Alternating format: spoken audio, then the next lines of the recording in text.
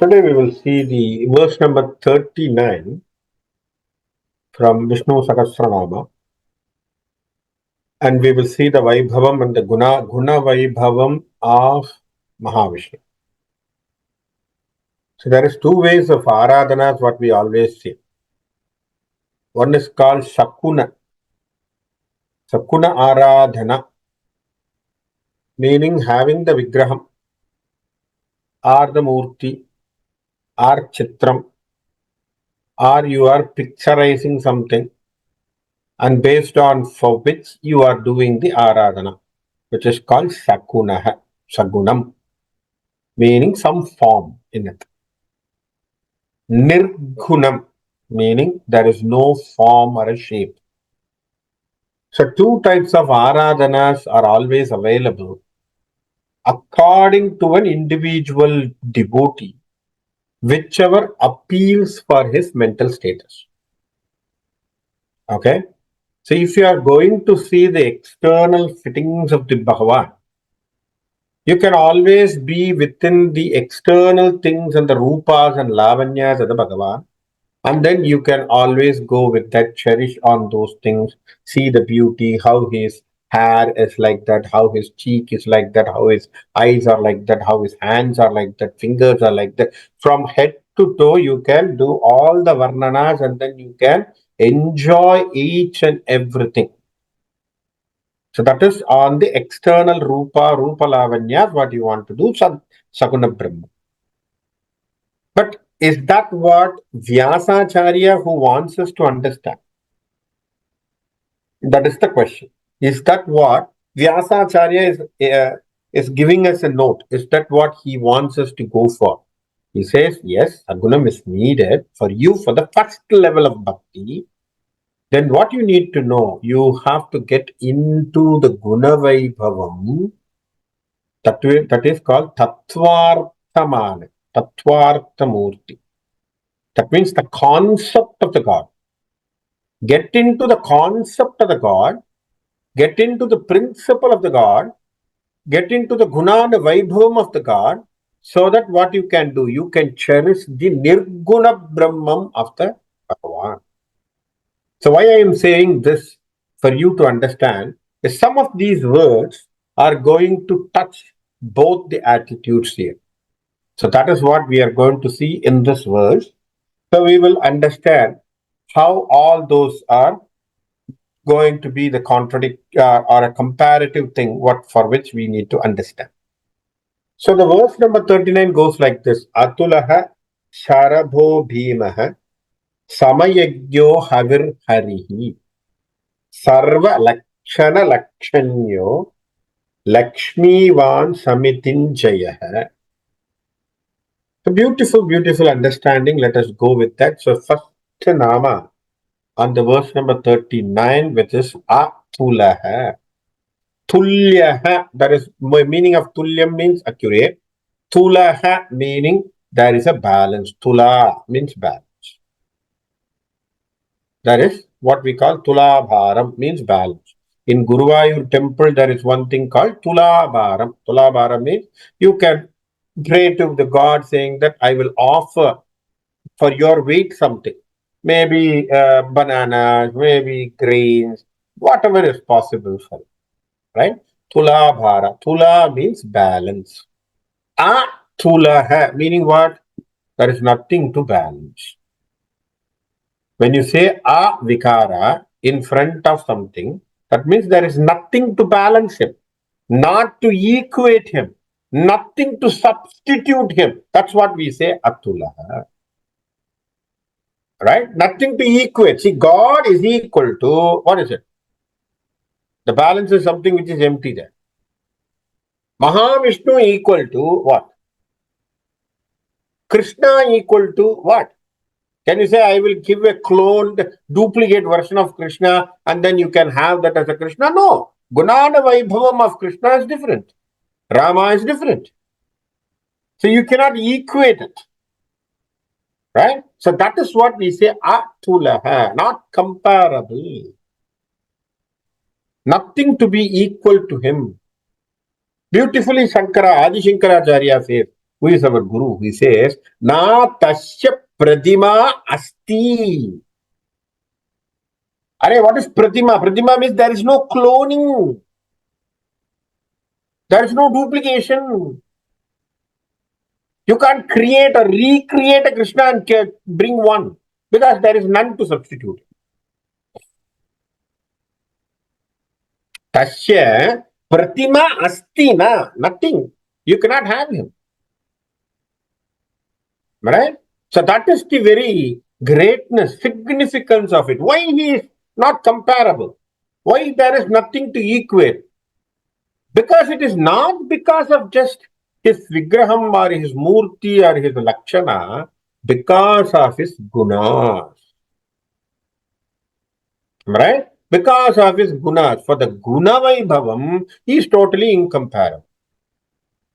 The people can always say that I also have certain things, so maybe I am like Rama, because some of the people will say I am having horoscope, some of the planets are like Rama's horoscope, so hence I am Rama. No.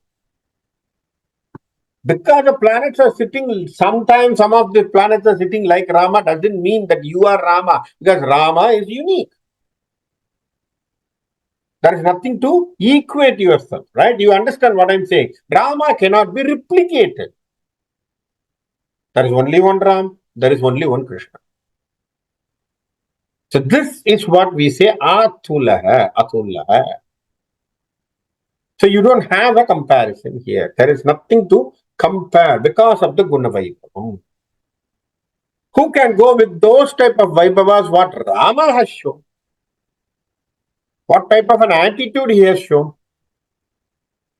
What type of a nature and behavior he has shown to people? Right? So the person who is very much fond of his own public, and he was asked by the king of that province or the state or the country, who is giving an order to his own second wife and asking him to leave the country, and he takes up that as the father's promise, and he says even the mother is just narrating what his father has given as a promise, saying that this is what your father is telling, will you be listening? This is what I am just narrating to you. Then he said, Rama said, even if you say I will listen to it, mother, you don't need a father's promise for that. Or you don't need a father's reference for that. Right? I just want, even if it is you, even if it is you, if you are uttering this word, I will obey for it. It doesn't need to be ratified. It is need to be gazetted by Dasaratha there. Don't worry, mother. Even if you are by the address of a Kaigeyi, you say that, hey, Rama, go to forest, I will listen. Attitude. Guna Vaibhavam. That's what it says. Atulaha. Tanakoppar illada appan. Beautifully said. Beautiful reference from Thiruvaimozhi. Tanakku oppar illada appan. That means there is no one to compare him. Nothing to compare. See his intellect. See the way that Krishna has worked in Mahabharata. No one can talk about it. No one can think about it. Yet he was not even waging any war. Yet he has not even raised any instrument or a device or a weapon in front in the war front. But his knowledge, what he has given to Arjuna, giving the strategy, making him to work, that's how he won the entire Mahabharata. This is where you have to understand the greatness of Krishna admired based on the knowledge. The greatness of Rama admired on the basis of ethics and morality, where he stood. So this is what we have as an incomparable or a non-comparable attitude. So this is where we are talking about. That's the reference. Even Adi Shankara says, even great, all the Mahaniyas, all the commentators are giving that because there is no one to substitute. Significant Nama, significant. Right? So that is why we say Atulaha. Sharabaha, beautiful word, Sharabaha. There is two different meanings for this word Sarabha. One is called destroyer. The one is called destroyer. The other way of meaning is one who shines as an inner self. Two things. Okay? Two different way of understanding. One says destroyer. Who is a destroyer? He destroyed who is not within the boundaries of morality or ethics. One who goes beyond the dharmas, then he will be destroying them. Destroy. The other understanding is that one who shines as an inner self. One who shines as an inner self. How do we understand that he is shining as an inner self? That which has to be understood only through transcendence. That which you need to understand only by the bhakti. That which you have to realize only through surrendering to him, sharanagati. Then only you can understand that he shines inside you. If not, you are not going to be there, because then you will be at the border only. Then you don't understand what is the tattvam of Rama or Krishna, because the Krishna or Rama is not just the external entity, it is the inner self deity which is inside you. That's why we say Antar Jyoti Jalatu. He is the Antara Jyoti, Atma Jyoti. So that means he lights that light within with inside. Correct? So that's one of the biggest understanding what we get from here. So Sharaha, Sharabaha, Sharabhayaha. So that means what? Shrati iti Sharabaha. That means he can destroy the one who is in the adharmic path, one way. Another thing, Sreya Manati Sharaha. That one who shines in the body. That's what Chinmayananda also refers. That's what Adi Shankara also refers. That is also the reference given by Radhakrishna Shastrigal, saying that he who shines inside. That means he is the Atma. He is the Atma Swarupa.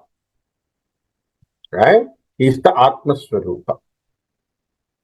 So you have to understand he is the Paramatma Swarupa and who is inside you. So that Jyoti is what we are talking about as Sarabha.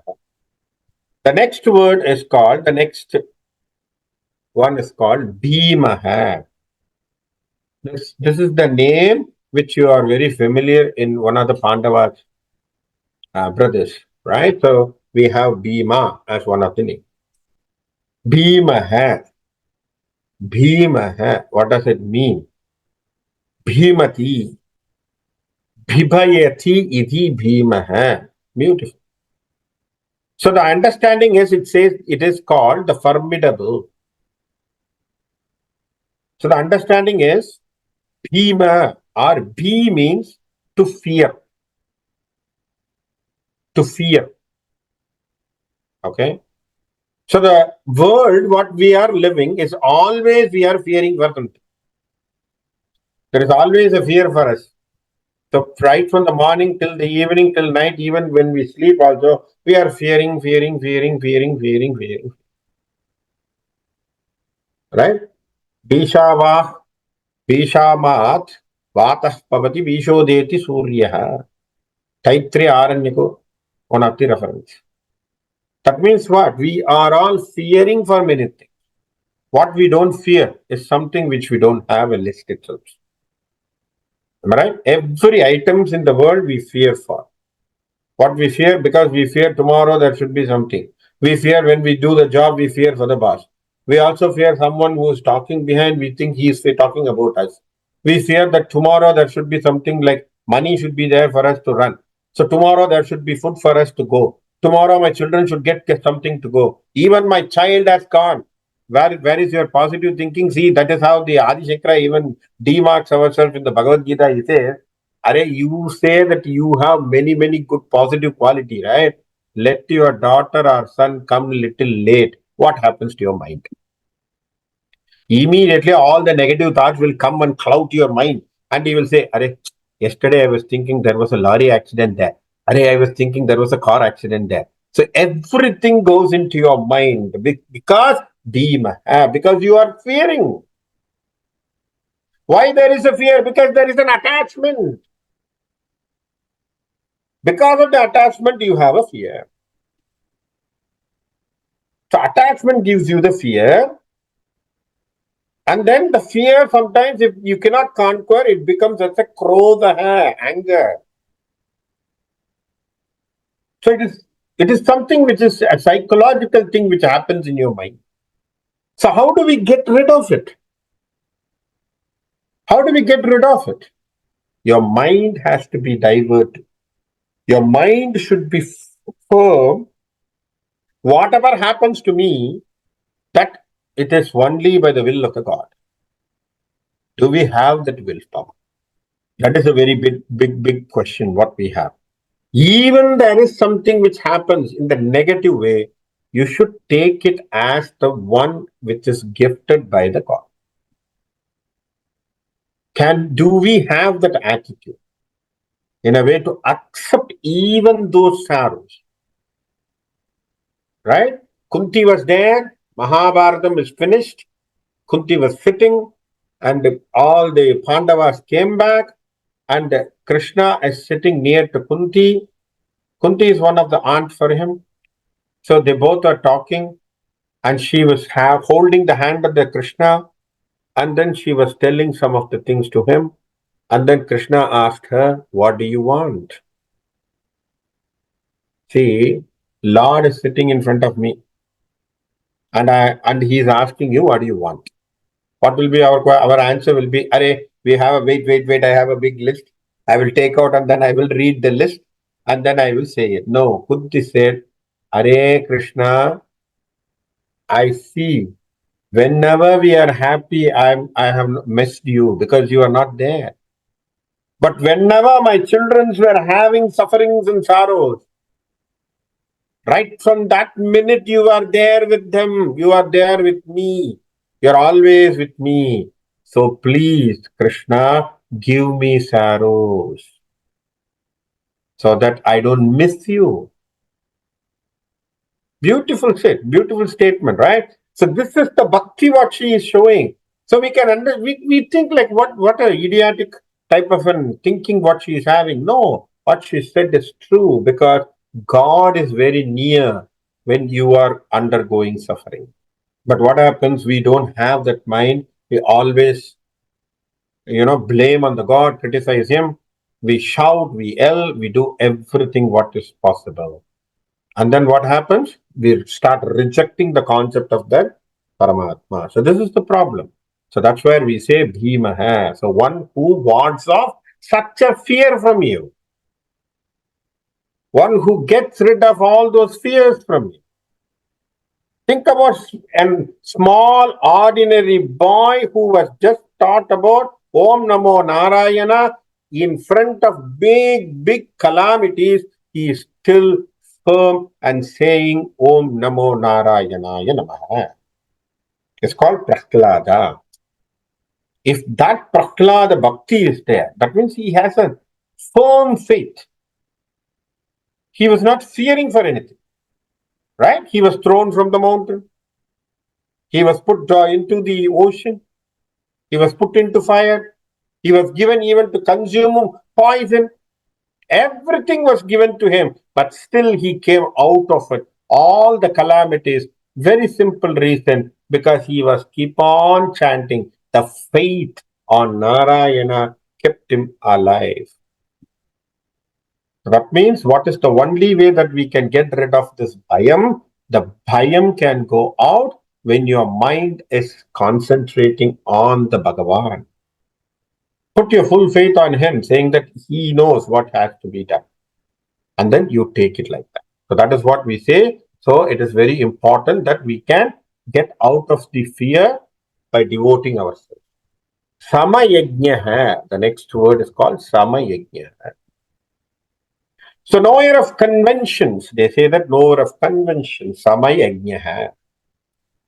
So here when we say Samaya Yajna means, don't think that it is Yajna. It is basically called rules and regulation.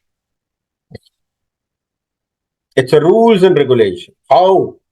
how it has to be created, what is the time of creation, how it has to be preserved, how it has to be dissolved. Everything is considered to be Samayajna. That means he keeps everything intact or in the order. And also he keeps all the treatment equal. He keeps everything equally. Samatvam. So that is what we say, Samatvam. So he always tried to keep everything on a correct way. So this is what we say, Samaya Yajnaha, Samaya Yajnaha. One who keeps on everything on convention. That means it is going on with the rules and regulations. No change in it. No change. Right? So it is very important. So Radhakrishna Shastrigal beautifully refers to, and one of the interpretation here, he says, according to a king, there is a warfare strategy. What is that? Number one, king should know when to fight, when to compromise, when to seek another person's help, when to let two adversaries collide with each other, and when to weaken them, when to attack them, and how many days you have to wait for attack. All these are the strategies that you have to know. And you take all the 6 strategies, what I have just narrated, and put those strategies with Lord Krishna in the Mahabharata and say, where he has not used this strategy. You see that? He knows when to attack, when to start the war, and who is going to give the first word for that, right? How to get rid of one fellow, how to get including of someone into the war. Am I right? Beautiful strategies what he played. He came as a messenger. He doesn't want Vidura to be there in the part of the war. So what he did? He's supposed to be staying at the Kaurava's palace, but he stayed with the Vidura. Purposefully he stayed with Vidura. So what happened the next day? Unnecessarily he was talking in the palace. In front of Duryodhana, he is praising Vidura. Vidura, yesterday what a type of a feast what you gave here. So beautiful. Then Duryodhana got angry. See, you fellow, he is supposed to be our messenger. He is coming for us. You have hosted him. So this is what you are thinking is you are always this guy, that guy, all type of nonsense he started uttering. Then what happened? Vidura got annoyed. He came out and then he said, Are, I'm not going to support you in the war. My bow, which is very supportive, which is called Vishnu Dhanus, I'm not going to use it. And he broke it and he throw in the palace and he went out. Everyone was shattered. Oh my God, Vidura's Ayuda was very good and Astra was very good. Are, yaar, he is gone. But inside, Krishna was very happy. Why? Because he knows he wants to cut him out. He cut him out. Then next he comes out. The war was declared. Duryodhana says, yes, the war has been declared. So he is coming out. The war is going to happen. Coming out, he saw Ashwatthama. He knows Ashwatthama is very equally virulent guy to Arjuna. So he wants to play a trick with him. So all of a sudden, by seeing Ashwatthama, he just took his own ring from his own hand. He dropped it, slipped into the ground. And he said, "Oh, Ashwatthama." And he was trying to look at it. See there, how beautiful the sky is. Now what happened is, Duryodhana is witnessing from the balcony. He doesn't know what is happening down. What is the thing going on? So Krishna all of a sudden shows, see how beautiful star is. Oh, sorry, my ring has fallen down. Can you see it? Ashwatthama, because Krishna is a big person, so he is asking for the ring. So this guy is trying to find out the ring, and he took the ring and he gave.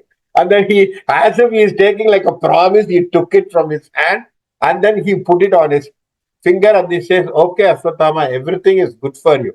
Now, what will be the Duryodhana's mind when he is looking at it? Right? He thought, this guy is making a pact with Ashwatthama, say making him to be supporting him. That's what he thought. And then what happened? Until Duryodhana's death, Ashwatthama was not entering into the war front. See how tactics Krishna has paid. He knows when to stop a guy.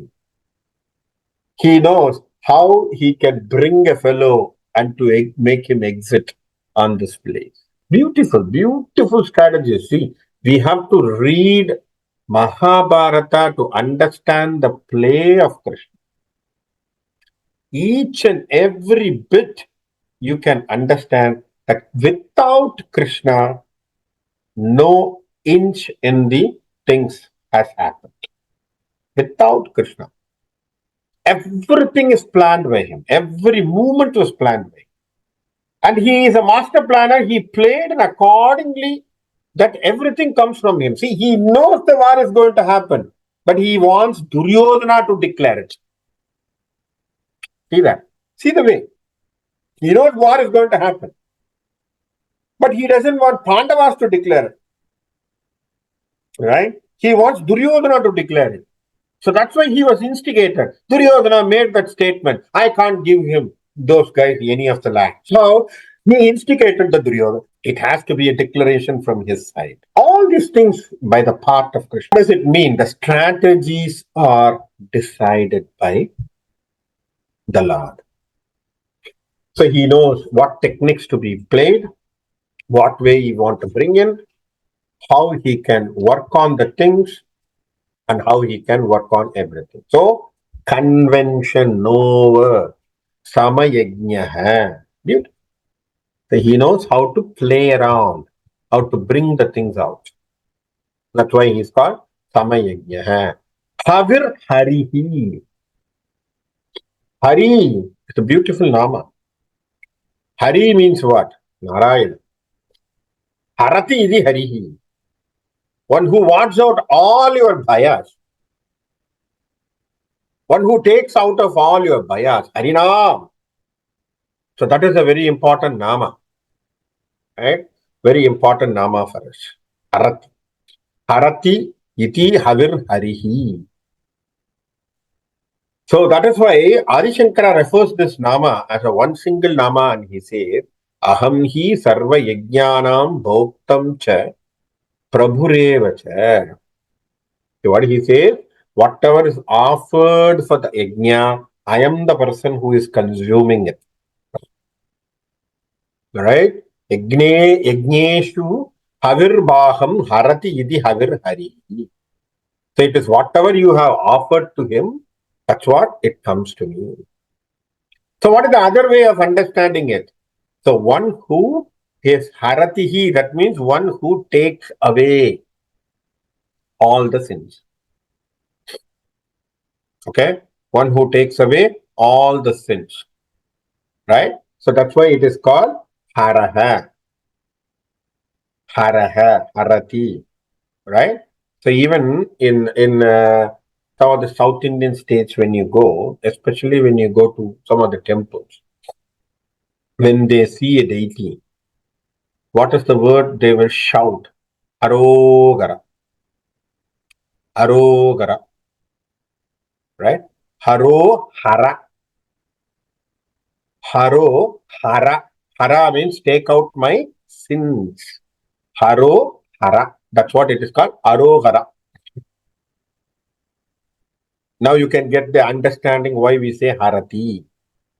Harohara means one who takes out your sin, one who gets out of your sins, whatever. Papaha, he is one who gets out the papas.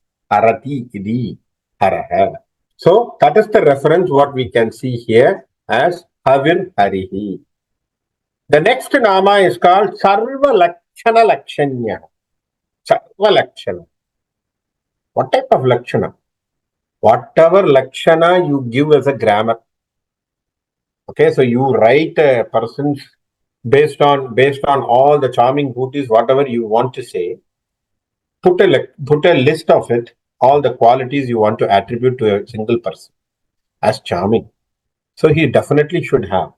So that means it's an external one. No, it's an internal auspicious quality that is being referred here.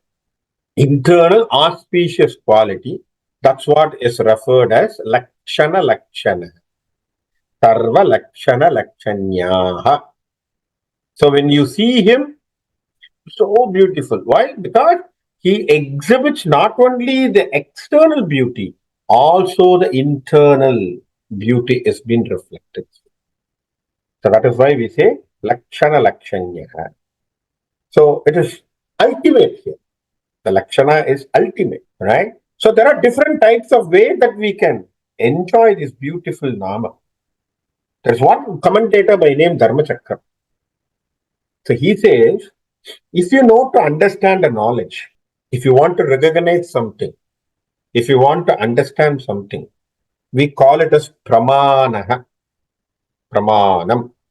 What is pramanam? It's an inference through which we understand, right? It is only through inference. This is basically from your knowledge management. So this is basically from Sankhya Yoga, Kapilacharya, pramanam, pratyaksham, anumanam, all those things comes to you, inference. That means you use certain things to understand, to recognize certain things. So there are four types of pramanas, he says. One is called pratyaksha pramanam. Pratyaksha pramanam means what? By seeing, you recognize. Am I right? So it is only not through the akshaha, it is only not through the eyes. When we say pratyaksham, you can hear, you can smell, you can taste. So it could be through any five senses, you understand something. Then it is called pratyaksha pramanam. Very important point. Pratyaksha pramanam. You can also realize the God through five senses. Am I right? Pratyaksha pramanam. You can also realize your God through these five senses. Pratyaksha pramanam. The next pramana is called yukti pramanam. Yukti. What is yukti? Yukti means something through a different way, not a direct perception. Indirectly you understand. Indirectly you understand. Very simple way. How? When there is a smoke, we assume there should have been a fire. Correct? When there is a smoke, what is the understanding for you? You didn't see the fire. You didn't see the fire, but you only see the smoke. So what is your assumption? There should have been a fire. That's why there is a smoke. It is called yukti pramanam. You can also understand through yukti the God, the existence of the God. So you see, pratyaksham, you can get the inference of the God. Through yukti, you can infer that the God is there. Shastra pramana. I don't have these two pramanas in my hand. Then what do you understand? The rishis and munis, they have already declared in the Puranas and Itihasas how the God is. That is called Shastra Praman, also called Shabda Praman. Shabda means Veda. Veda has described how the God is. Kanaka Rishi has described how the God looks like. And the God is called according to the Kanaka Rishi, it is called Ganapati. And he says Raktavastra, Raktanetra. He says he is in red color. So Kanaka Rishi, that's why he wrote Ganapati Adharmadhirisham. So he gave that demarcation, description of the God. So he only came with that excellent Gayatri Ekadanthaya with Mahevakradhuntaya Dhimahi Tanno Sandhi Prachodaya. And also he gave that beautifully because he said that red color is situated in your Mooladhara. Then why it says Om Dham Ghanapataye Namaha. So all these things comes through who? The Maharishi who is called Kanaka Rishi. So Kanaka Rishi gives you those description, then those things come into the Vedas, and that Vedas when you chant, then you take them as a reference and you understand. That is called Shastra Pramanam. Then the next one is called Anubhava Pramanam. Through your experience, you understand. So these are all the four types by which you can enjoy the God. The limit is yours. The boundary is yours. You can enjoy the God, you can enjoy the truth, you can enjoy everything through that. And beautiful reference is given here under the commentator. He says there is one great saint in contemporary world. We can know that he has enjoyed all this pramana and understood the God is called Sakshat Ramakrishna Paramahamsa. One who has seen the deity Kali through all these pramanas and he has enjoyed. So that is basically, we say that beautifully Sarva Lakshana Lakshanya. Lakshmivan is always seen with Lakshmi. He is always seen with the Lakshmi. The Tattvam of Lakshmi and Narayana is something which is very, very important. Even some of the people, some of the things they say that you have to understand through Acharya Mukhena, the relationship between the Lakshmi and Narayana has to be learned. So the remembrance, because it is very simple way, we cannot give an understanding here because the way that they both are in unison is something which is very unique. The Lakshmi and Narayana, their understanding is something which is very deep. Okay, it is not just through the Vigraha we are talking. We are talking about their depth relationship, what is there. That is something we have to learn through Acharyas, we have to understand. But very simple way of understanding is, it is basically the Prakriti Tattva. Purusham and Prakriti Tattva is basically the Lakshmi Narayana Tattva. So Narayana is Purusha and the Prakriti is basically Ambal, who is the Lakshmi.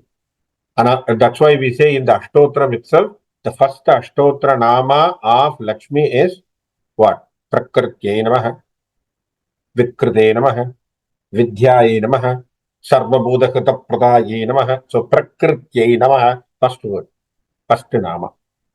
So she is Prakriti. So there is a relation. So there is deep relation in it, which is basically like more understanding in it. So that is beyond the scope of the thing here, but we can understand how the universe connection with the Narayana and the Mahalakshmi is something which is very unique type of a connection. And Samitinjaya, he is always victorious in the battle. Samitihi means battle. Samitim yuddham jayatihi, idi Samitinjaya. Whenever he goes to the war, he always wins over the war. No place where he is felt that he has been defeated. What does it mean? He is not defeated inside. If you have a firm faith in him, then the God is sitting in your mind inside you, then you are not going to be defeated by anyone. But that is the firm faith what you need to have. Okay? So you have to enjoy Samitin Jayaha, that because whatever Yuddha is going to come, I have God with me. God is within me, so that He is going to be there, He is going to guide me. That one simple logic where Arjuna forgot that what the Bhagavad Gita was narrating him, saying that I am behind you. The entire Bhagavad Gita says that I am behind you, I am there, I am inside you, Arjuna. I am the one who is giving you the order to do this. For him to understand that knowledge, it took him a little while. Because of the Maya, he was been stunned. He has to be given the clarity that Bhagavad Gita was given to him. The same, you can read that to understand that Bhagavan is always within us, so that he is taking each and every step in that. That's why he say this namas can be studied as external thing, or as I told you, you can go with the Saguna Brahman or Nirguna Brahman. You can realize in any way, but you will enjoy. In both the ways, you will enjoy this Nama Vaibhava. So that is the very important understanding of these namas. So with that, I will just conclude here. Hari Om Kayena Vacha Manasendriyarva Buddhyatmana Va Prakrite Swabhavat Karomi Yat Sakalam Parasmai Narayanaye Samarpayami Yadakshara Pada Prashtam Matra Hinam Tuyat Bhavet Tat Sarvam Shamya Radheva Narayani Namostute Vishargabindu Matrani Padavadhaksharani Cha Nyunani Chatiriktaनि Chammesya Maheshwarah अन्यदाचरणं नास्ति त्वमेव चरणं मम तस्मात् कारुण्यभावेन रक्ष रक्ष जनार्दन हरिः ॐ स्वस्ति प्रजाभ्य परिपालयन्तां न्यायेन मार्गेण महीं महिषां को ब्राह्मणेभ्य शुभमस्तु नित्यं समस्तलोकाः सुखिनो भवन्तु समस्तलोकाः सुखिनो भवन्तु समस्तलोकाः सुखिनो भवन्तु हरिः ॐ इति श्री रामकृष्णार्पणमस्तु।